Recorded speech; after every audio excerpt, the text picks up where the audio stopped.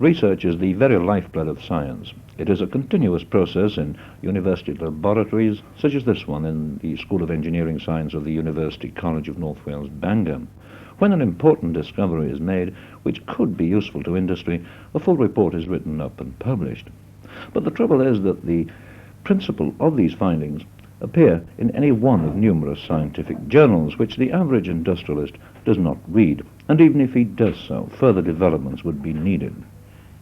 It is to bridge this gap between research and busy industrialists that the Industrial Development Unit has been set up in 5 universities by the Ministry of Technology. One of the universities involved is Bangor, and I asked Professor Robert Paul, the head of the School of Engineering Science, how the scheme would work. Well, the Ministry of Technology have given us some £36,000 to pay for a nucleus of staff, and the most important of these is a manager from industry who will look after the business and contractual side with industry.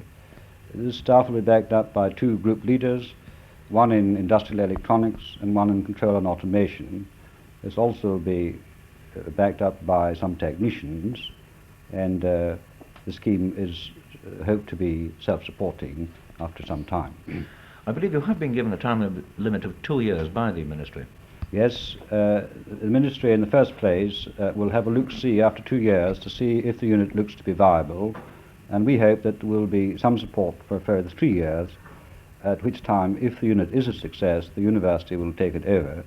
If it is not a success, we want to kill it. Now, will industrialists bring their problems to you?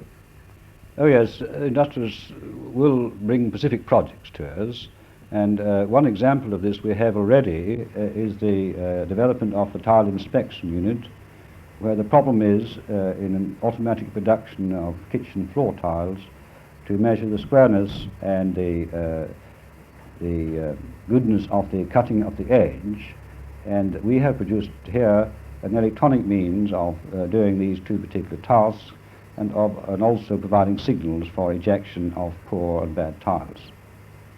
Another way is the problems of other scientists.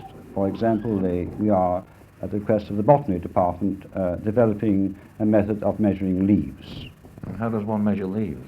Well, we are doing it electronically. We're doing it by a slight modification of the way in which a television camera works, where we produce dots which can be used to represent the area of the leaf, and counting these dots on a digital counter, this gives us the area of the leaf automatically. And of course they pay for the service. Oh yes, very much so.